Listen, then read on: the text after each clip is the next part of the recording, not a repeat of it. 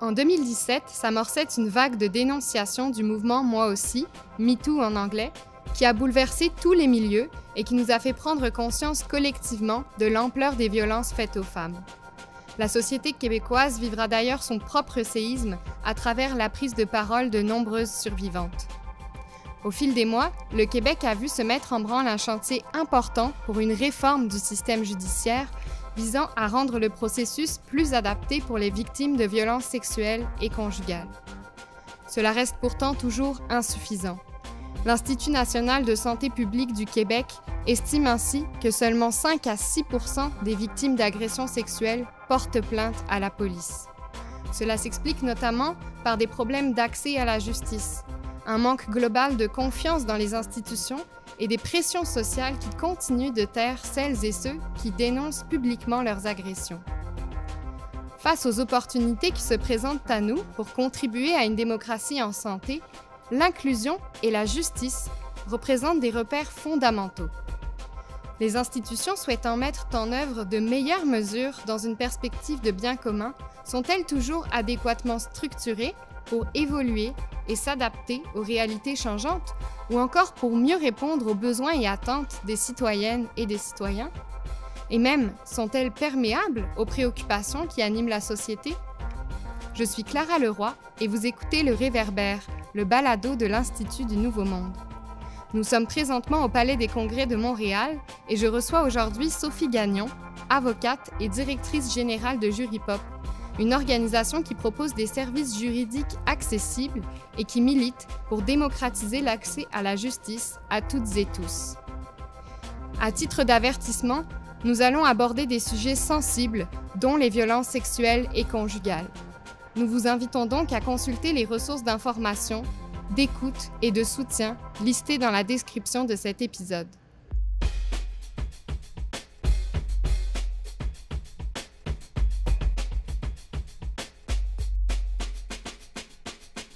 Sophie Gagnon, bienvenue au Réverbère. Merci Clara.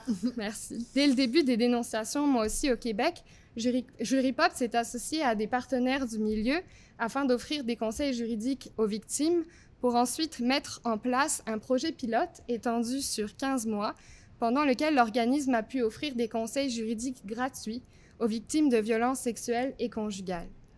En plus d'une multitude d'initiatives d'information et d'accompagnement sur le terrain, Juripop a aussi constitué une banque d'avocats spécialisés en violences sexuelles et conjugales. Sophie, vous avez été aux premières loges des débuts d'une grande transformation du système judiciaire, entre autres par la création du tribunal spécialisé en matière de violences sexuelles et conjugales. Pourquoi, selon vous, est-ce qu'il était nécessaire d'enclencher cette réforme? Est-ce que vous pourriez nous rappeler un petit peu d'où on partait d'une perspective juridique? Premièrement, ça me fait vraiment plaisir d'être ici. C'est un sujet qui nous tient vraiment à cœur chez Juripop, puis je trouve ça intéressant de l'aborder sous l'angle de la participation citoyenne parce que, à mon avis, c'est vraiment c'est grâce au mouvement de mobilisation qu'on est en train de vivre là, cette transformation-là du système de justice. Puis pour répondre plus directement à ta question, je dirais qu'en droit, si on regarde le droit criminel, là, on reviendra aux autres domaines de droit peut-être plus tard, mais quand on a mis en place le droit criminel, on a vraiment conçu ça comme un système juridique où c'était l'État qui allait punir les comportements qui étaient dangereux ou qui portaient atteinte aux violences, qui portaient atteinte aux valeurs de la société canadienne. Donc, le droit criminel, c'est vraiment un système qui est appliqué par l'État, par l'État, contre un accusé, contre la personne qui a commis les gestes qui sont des actes criminels. Puis la victime n'est pas une partie, traditionnellement, ni même aujourd'hui. La victime reste une tierce partie aux procédures criminelles. Puis, en matière d'agression sexuelle, de crimes sexuels, cette posture-là, on s'est rendu compte avec le temps qu'elle ne répondait pas tout à fait aux besoins de participation, aux besoins de réparation, aux besoins d'information des personnes victimes, des survivantes. Il y a entre autres une charte des droits des victimes qui a été mise en place pour pallier un petit peu à ces manques-là. Mais ce qu'on a constaté, ce qui a vraiment éclaté au grand jour en 2017 au mouvement Moi aussi, c'était que les personnes victimes, les survivantes qui se sont tournées vers le système de justice, il y en a plusieurs à qui ça a apporté ça a répondu à leurs besoins, elles ont obtenu justice, elles se sont senties autonomisées avec ça. Mais il y en a d'autres pour qui, au contraire, là, le parcours dans le système de justice bien, c'est avéré être un véritable chemin de croix. Elles en sont sorties meurtries. Et donc, ces personnes-là, en dévoilant qu'elles ont été victimes d'une violence à caractère sexuel, bien, il y en a plusieurs qui, du même coup, ont revendiqué une amélioration du système de justice qui ferait en sorte que leur voix, que leurs besoins ne seraient plus en marge de l'administration de la justice, mais seraient davantage centrales. Puis c'est les réponses à ces revendications là, qui sont en train de prendre forme au Québec. Est-ce que vous pourriez nous parler un peu plus peut-être des principaux obstacles justement qui ont été rencontrés par les victimes? Il y en a plusieurs. Encore une fois, je vais me concentrer sur le système de justice criminelle. Nous, ce qu'on constatait chez Juripop, c'est que l'expérience était vraiment inégale puis très variable en fonction de la qualité puis de la constance de l'accompagnement qu'une personne victime allait avoir reçu avant, pendant et après son expérience avec le système de justice. Donc, les personnes qui avaient la meilleure expérience avec le système de justice criminelle, c'était généralement celles qui étaient accompagnées généralement par une intervenante psychosocio-judiciaire. Puis inversement, celles qui en ressortaient le plus meurtries, bien, c'est celles qui avaient été pas ou moins bien accompagnées. Puis la raison pour laquelle l'accompagnement faisait à ce point-là une différence, c'est parce que le système de justice, bien franchement, c'est complexe. Tu sais, moi, je suis une avocate de droit civil, puis ça m'est arrivé, là, j'ai assisté à des procès criminels dans le cadre de ma carrière avant Juripop. J'étais assise dans la salle de cours, j'étais avocate, membre du barreau, je comprenais la moitié des choses qui se passaient, tu sais. Fait qu'il faut vraiment, faut que des experts, des expertes puissent être présents pour traduire le fonctionnement du système de justice dans un langage qui va être compréhensible aux besoins de la personne victime, de la survivante. Puis un exemple concret, c'est que quand on veut dénoncer un crime, porter plainte à la police, la première chose que les enquêteurs vont faire, c'est qu'ils vont prendre une déclaration. Puis ça aussi, l'expérience était super variable au Québec. Il y a des endroits où la déclaration était prise, on prenait un rendez-vous, tu revenais au poste de police, tu allais être accompagné, la déclaration allait être enregistrée par vidéo. Alors que pour d'autres personnes, tu sais, elles se présentaient au poste de police puis la déclaration était comme prise rapidement sur le coin d'une table. Alors que la déclaration, ça devient vraiment la pierre d'assise, le socle de l'enquête des policiers, puis éventuellement de la preuve de la couronne. Donc, c'était très, très frustrant, puis ça générait un sentiment d'injustice pour la personne victime qui avait fait sa déclaration sur le coin d'une table, de se rendre compte que 3 ans plus tard, au procès, il allait avoir un acquittement parce qu'il y avait des trop grandes incohérences entre son témoignage et sa déclaration originale. Donc, d'avoir un accompagnateur, une accompagnatrice qui prépare la personne victime à faire sa déclaration, qui lui explique à quoi ça va servir, sans nécessairement changer l'issue du procès, ça va garantir une meilleure adhésion de la personne victime envers le processus parce qu'elle va avoir été en mesure d'anticiper ce qui allait se passer puis de mieux se préparer en conséquence. Bien, merci. On vient de parler un peu des pistes de solutions. J'aimerais vous entendre pour savoir quelles ont été vraiment les avancées majeures qui ont amené cette transformation du système judiciaire et comment un petit peu ça s'est reflété dans l'expérience juridique des victimes, mais aussi des intervenantes et des intervenants qui les accompagnent. Alors, il y a eu, le mouvement Moi aussi en 2017. Ensuite, au Québec, on a été frappé par une autre vague de dénonciation en 2020. Puis, ces mouvements de dénonciation successifs ont, à mon avis, vraiment créé ont fait en sorte que le sujet là, des agressions à caractère sexuel, puis du système de justice sont vraiment restés très activement dans l'actualité. On en a parlé presque sans arrêt. Donc, le gouvernement, pour répondre à ça, a mis en place un comité transpartisan où il y avait des élus de toutes les formations politiques. Puis leur première action, ça a été de constituer un comité d'experts, d'expertes, constitué de personnes qui provenaient en forte majorité là, de la société civile, puis leur a demandé de faire des recommandations pour améliorer le système de justice en matière de violence sexuelle et conjugale.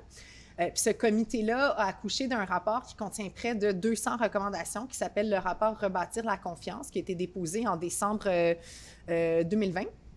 Et puis, le rapport contient plusieurs recommandations sur plusieurs sujets. Je vous dirais que les plus significatifs là, vont traiter, je parlais de l'accompagnement tout à l'heure, donc il y a beaucoup de recommandations qui concernent l'accompagnement. On a aussi beaucoup martelé l'importance de la formation des intervenants du système de justice. Puis quand je parle des intervenants, c'est pas juste les juges, là, c'est les policiers, les enquêteurs, les enquêtrices qui prennent la dénonciation, qui vont faire l'enquête, les procureurs de la couronne, les avocats de la défense, le personnel des tribunaux. On s'est rendu compte que, tu sais, le système de justice, il évolue pas en silo de la société. Puis on a encore une société où la culture du viol demeure, où on a des mythes et des stéréotypes qui concernent les personnes victimes. Puis tant et aussi longtemps que ces mythes et stéréotypes-là existent dans la société, bien nécessairement, ils existent aussi dans le système de justice. Mais là, le système de justice s'est dit, bon, on va se responsabiliser pour se défaire de ces mythes et stéréotypes-là, puis pour ça, ça va prendre de la formation. Donc ça, c'est un volet important. Ensuite, il y a tout un volet de conseils juridiques. Donc, il y a l'aide juridique qui a mis en place un programme Rebâtir pour fournir des conseils juridiques aux personnes victimes, aux survivantes. Puis ensuite, il y a plusieurs autres recommandations qui concernent même des choses techniques comme l'aménagement des palais de justice. Voilà, en gros, là, les recommandations qui ont été faites et qui sont pour la plupart en train d'être mises en œuvre au moment où on se parle. Il y a 10 projets pilotes qui sont en train d'être déployés là, à travers le Québec pour tester justement différentes manières de répondre à ces recommandations-là pour éventuellement les déployer de manière uniforme là, à travers le Québec. Merci beaucoup. Puis on voit maintenant un petit peu mieux c'est quoi ces avancées-là progressives qui sont en train de se faire. Mais vous, de votre perspective d'intervenante qui facilitait l'accès à la justice en offrant de l'accompagnement aux victimes, quels sont les angles morts qui nécessiteraient d'être mieux compris ou qui requièrent des mesures qui, pour l'instant, sont encore inexistantes? Je suis contente que tu me poses la question, Clara, puis je pense que toute conversation sur la réforme du système de justice est incomplète si on ne se penche pas sur les angles morts ou sur les éléments qui ne font pas partie, qui ne sont pas encore réformés. Puis pourquoi je dis ça? C'est parce que je pense que la mise en place des tribunaux spécialisés à bon droit crée beaucoup d'attentes auprès des personnes victimes, des survivantes. Tu sais, on voit vraiment ça comme une révolution. C'est en partie vrai. Sauf que je pense que c'est important de bien mesurer les éléments qui ne seront pas révolutionnés parce que sinon, il y a des attentes, je pense, qui seront déçues. Puis un aspect qui n'est pas et qui n'aurait pas pu de toute façon être abordé par les tribunaux spécialisés, c'est les règles de droit en tant que telles. La dernière réforme là, des agressions sexuelles au Canada a été faite dans les années 80, puis avant cette réforme-là, le droit des agressions sexuelles, moi, je le qualifie quasiment de Far West. Là. Il y avait les avocats de la défense pouvaient poser presque toutes les questions possibles et imaginaires à une personne victime. On pouvait lui poser des questions sur ses antécédents sexuels, sur ce qu'elle portait ce soir-là. Vraiment des choses qui, aujourd'hui, n'auraient plus leur place, mais avant ça, c'était possible. Donc, il y a eu une immense réforme, une excellente réforme à ce moment-là. Mais aujourd'hui, en 2022, nous, ce qu'on voit dans notre travail chez Juripop, c'est que il y a des principes fondamentaux du système de justice qui continuent de susciter de l'incompréhension ou de la frustration ou des injustices de la part des personnes victimes puis des survivantes. Un exemple, c'est le droit au silence. Fait que le droit au silence, ça, c'est une garantie constitutionnelle qui est fondamentale dans notre système de justice, qui est applicable dès qu'une personne est accusée d'un crime. On n'est jamais obligé de s'auto... En fait, c'est une protection contre l'auto-incrimination. Puis, concrètement, ce que ça veut dire, c'est que l'accusé, lors du procès, puis avant, la Constitution canadienne lui garantit le droit de rester assis ou assise et de ne pas raconter sa version des faits. Alors qu'inversement, la personne victime, la plaignante, elle, au contraire, souvent, son témoignage va être le cœur de la preuve de la couronne. Donc, elle est forcée de raconter à plusieurs reprises son histoire. Elle est debout devant un juge, devant une juge. Elle se fait contre-interroger par les avocats de la défense. Puis juste ça, donc l'asymétrie entre les droits de l'accusé, qui lui a le droit de rester assis, versus la personne victime qui, elle, doit raconter tous les détails qui sont pertinents à l'affaire. Entendez-moi bien, c'est une asymétrie qui est essentielle au bon fonctionnement de notre système de justice. Mais si elle n'est pas expliquée ou si elle est mal comprise par les personnes victimes et les survivantes, ça crée un sentiment d'injustice parce que les droits des parties ne sont pas les mêmes. Puis ça, des exemples comme ça, il y en a plusieurs, là, parce que les accusés au Canada bénéficient de droits que les victimes n'ont pas. Puis c'est normal, on a besoin de ça pour que le système de justice criminelle fonctionne. Mais le tribunal spécialisé ne devrait pas, à mon avis, mais ne va pas changer ces principes-là. Donc, ils vont continuer d'exister, puis ils vont continuer de générer, je pense, là, une certaine frustration des fois ou un certain sentiment d'injustice chez les personnes victimes, les survivantes. Après ça, un autre angle mort, depuis tantôt, je dis que je parle du système de justice criminelle, bien, c'est parce que notre système de droit, oui, on a la justice criminelle, mais on a aussi d'autres domaines de droit, principalement la justice civile, la justice administrative. Le droit criminel, c'est vraiment pour punir, sanctionner, dénoncer, dissuader les actes criminels, alors que la justice civile, bien, ça, c'est de la justice privée entre deux individus où on va plutôt rechercher une compensation en argent pour un tort, un préjudice qu'on a subi. Puis une agression sexuelle, ça peut à la fois constituer un crime, donc il peut y avoir des accusations criminelles, on peut faire face à une peine de prison, mais ça peut aussi constituer une faute civile. Donc une personne victime d'une agression sexuelle pourrait faire valoir ses droits soit dans le système de justice criminelle, mais aussi dans le système de justice civile. Puis ça, dans les dernières années, on s'y est pas beaucoup penché au Québec, alors qu'il y a énormément d'obstacles d'accès à la justice pour les personnes victimes puis les survivantes aussi en matière civile. Je pense entre autres ne serait-ce qu'aux honoraires, à l'argent qu'il faut payer pour aller faire défendre ses droits. Après ça, en matière civile, c'est vraiment difficile d'obtenir une ordonnance de confidentialité ou un huis clos. Donc ça, concrètement, ce que ça veut dire, c'est que si on décide de faire valoir ses droits civils, bien, il faut accepter du moins de prendre le risque que notre nom soit public, soit accessible à tout le monde, pas juste aux journalistes, mais à nos proches. Puis ça inclut tous les détails là, de l'agression sexuelle qu'on a vécue. La règle, c'est que la justice civile est publique. Donc, bref, il y a beaucoup d'améliorations à faire au système de justice civile, donc comme société, sur lesquelles on ne s'est pas encore penché. Puis une troisième catégorie d'angle mort, c'est que c'est pas tout le monde, les études le montrent, on ne naît pas tous et toutes avec la même probabilité de vivre une agression à caractère sexuel dans notre vie. Les personnes issues de l'immigration au Canada, les femmes autochtones, les personnes qui vivent avec des limitations fonctionnelles sont plus susceptibles qu'une femme comme moi qui est blanche, qui a un diplôme universitaire, qui a ses pleines capacités physiques et mentales de subir une agression sexuelle. Puis souvent, les facteurs de vulnérabilité qui font en sorte qu'on est plus susceptible, qu'on est plus à risque de vivre des violences sexuelles, sont aussi des obstacles d'accès à la justice. Tu sais, si on est une personne immigrante avec un statut migratoire précaire ou irrégulier, bien, porter plainte à la police, là, c'est vraiment pas aussi évident que pour moi. Puis ça non plus, tu sais, notre conversation, les dénonciations ont surtout été portées par des femmes blanches privilégiées, tant au Québec qu'aux États-Unis, ce qui fait en sorte que les réflexions, à mon avis, ont été teintées là, un peu par les personnes qui les portaient. Puis je pense qu'il y a encore des œillères desquelles il faut se défaire pour s'assurer que les réformes répondent vraiment aux besoins de toutes les personnes victimes, puis plus précisément les personnes les plus vulnérabilisées. Là. Merci Sophie. J'apprécie qu'on ait parlé un petit peu des avancées, mais aussi des obstacles de ces fameux angles morts. J'aimerais savoir un petit peu quelles sont pour toi les étapes à surveiller dans le développement et la mise en place des prochaines mesures. Bien, moi, je suis curieuse. Ce qui est vraiment intéressant de la démarche des tribunaux spécialisés, c'est qu'on passe par des projets pilotes. Tu sais, ça aurait été vraiment tentant de tout réformer d'un coup puis d'avoir une espèce d'approche uniforme pour toutes les régions du Québec. Puis qui dit projet pilote dit aussi évaluation des résultats du projet pilote. Donc, je pense que ce qu'il va falloir surveiller, c'est l'évaluation de ces projets pilotes-là, puis regarder concrètement quelle différence ça fait sur le bien-être des personnes victimes, des survivantes, parce que, à mon avis, ça devrait être ça le principal objectif des tribunaux spécialisés, là, de s'assurer que le parcours est amélioré. Donc, est-ce que ces personnes-là se sentent soutenues? Est-ce qu'elles ont compris? Est-ce qu'elles sont en adhésion avec la décision qui a été rendue, même si ce n'est pas celle qu'elles auraient nécessairement souhaitée?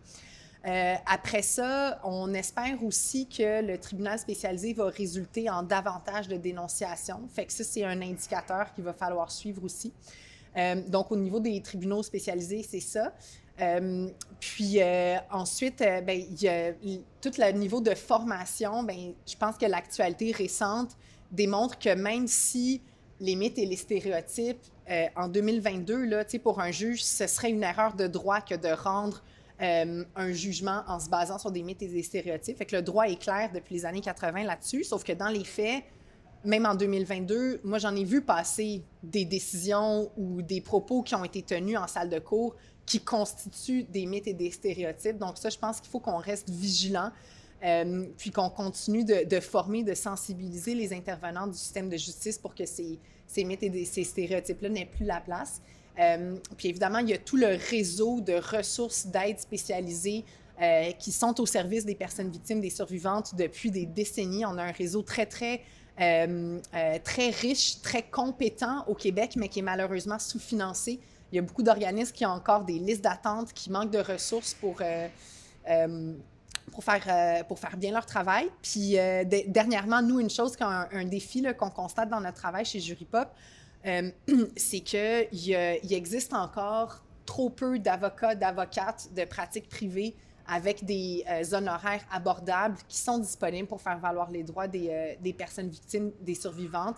Donc, ça arrive qu'il y en a qui sont prêts à se tourner vers la justice civile, mais qui n'ont tout simplement pas les moyens de le faire. Puis ça, je pense qu'on en sort perdant là, comme société si on n'est pas capable de pleinement utiliser toutes les cordes qui se trouvent dans l'arc du système de justice pour rendre justice. Avec Jurypop, vous vivez concrètement avec les impacts du changement structurel du système de justice qui s'alignent davantage, comme on l'a vu, avec les attentes de la société. Ces changements, ils impliquent d'ailleurs des acteurs politiques, juridiques et sociaux. Comment on peut s'inspirer de ce processus pour peut-être réfléchir aux moyens de moderniser nos institutions et quels sont les facteurs qui font que cette réforme, elle s'est enclenchée et surtout qu'elle s'est concrétisée avec succès? Bon, je ne suis, moi, pas une experte de mobilisation citoyenne, mais c'est un sujet qui m'interpelle puis que j'ai suivi, en ma qualité de DG de Jurypop pour ces questions-là. Puis, ce qui a été intéressant, c'est que les vagues de dénonciation ont vraiment été un vecteur de concertation puis de mobilisation sur le terrain. Tu sais, on a beaucoup parlé là, des listes de pages Facebook, tout ça, mais pour moi, les vagues de dénonciation, à la base, c'est un mouvement de solidarité puis un mouvement de revendication. Qui a été tellement puissant que les personnes en position de pouvoir, principalement les élus, n'ont pas pu l'ignorer parce que les revendications étaient portées vraiment par les médias à répétition. Là, dès qu'il y avait un événement dans l'actualité qui était lié aux violences à caractère sexuel, il y a une place très importante qui était faite aux revendications envers le système de justice. Donc, je pense que ça a vraiment créé un momentum qui a donné... donc, ça a créé une opportunité pour le gouvernement de s'en saisir. Donc, la mobilisation sur le terrain. Puis, deuxièmement, il y avait aussi le caractère transpartisan de la réponse que le gouvernement a décidé de donner. Donc, à ma connaissance, c'était le deuxième exercice transpartisan comme ça. Il y a eu l'aide médicale à mourir, puis après ça, la réponse aux violences à caractère sexuel. Donc, il y avait des élus de toutes les formations politiques représentées à l'Assemblée nationale qui ont vraiment... Nous, chez Jurypop, on a travaillé de près avec elles. Moi, je peux en témoigner. Les 4 élus faisaient vraiment un travail main dans la main, beaucoup de respect les unes envers les autres. Puis nous, quand on a présenté nos idées pour le projet pilote, bien, c'était vraiment avec les 4 élus qu'on travaillait. Puis le fait que ce soit transpartisan, je pense que ça assurait que l'Assemblée nationale, pas juste le gouvernement, mais que l'Assemblée nationale, le Parlement, donnerait suite aux recommandations. Puis un troisième élément que j'ai trouvé très intéressant, c'était le fait que la société civile a vraiment été mise à partie dans les réflexions, dans les suites que le gouvernement voulait donner au mouvement de revendication. Donc, la mise en place d'un comité où il y avait, de mémoire, 13 expertes. Puis c'était super varié. Donc, il y avait vraiment des experts d'organismes communautaires sur le terrain. Il y avait une représentante de survivantes aussi qui était là. Donc, c'était pas juste des fonctionnaires là, qui réfléchissaient. Puis mes parents sont fonctionnaires. J'ai le plus grand respect du monde pour la fonction publique, mais ce n'est qu'une perspective. La fonction publique, à mon avis, il faut aussi des gens sur le terrain qui donnent leur lumière. Puis c'est ça qu'on a eu, puis c'est ce qui fait en sorte que le rapport est à ce point riche dans son contenu, puis qu'on a pu avoir près de 200 recommandations. Fait que ça, c'est, pour moi, tout ça, là, ces 3 facteurs-là, les ingrédients clés de la réussite. Merci. Puis, pour revenir à cette fameuse mobilisation et les mécanismes qui en ont découlé, on a vu qu'elles ont fait quand même leurs preuves. Est-ce que ça pourrait s'appliquer à d'autres transformations attendues à nos institutions pour répondre, par exemple, à d'autres enjeux d'accès à la justice? Bien, sur un sujet qui est connexe, là, mais pas tout à fait lié, chez Jurypop, un sujet qui nous interpelle beaucoup, c'est la réforme du droit de la famille. Ça fait le Code civil au Québec a été réformé dans les années 80. Puis c'est là où on a fait la dernière réforme du droit de la famille. Puis c'est tellement long de faire des réformes que cette réforme-là se basait sur les réalités sociales des années 60. Fait que, tu sais, quand une famille, c'était comme un papa, une maman, mariés à l'église, qui avaient des enfants dans leur vingtaine, puis qui se séparaient presque jamais, puis qui s'achetaient une maison, tu sais. Alors qu'aujourd'hui, les modèles familiaux sont beaucoup plus éclatés, ont moins de permanence à travers le temps aussi. Puis le droit n'est plus à jour, là, ne permet pas de refléter adéquatement les besoins des familles au Québec. Puis c'est une réforme qui a été demandée il y a de cela plusieurs années. Il y a un projet de loi qui a été déposé l'année dernière, mais qui n'a pas encore pu être adopté. La réforme n'a pas encore pu être mise en vigueur. Puis c'est un sujet qui touche tellement de questions. Tu sais, le droit de la famille, c'est... Il y a tellement de parties de notre vie qui découlent de notre famille. Tu sais, c'est la filiation, la conjugalité, la parentalité. Ça touche les questions des communautés LGBTQ+, des personnes immigrantes.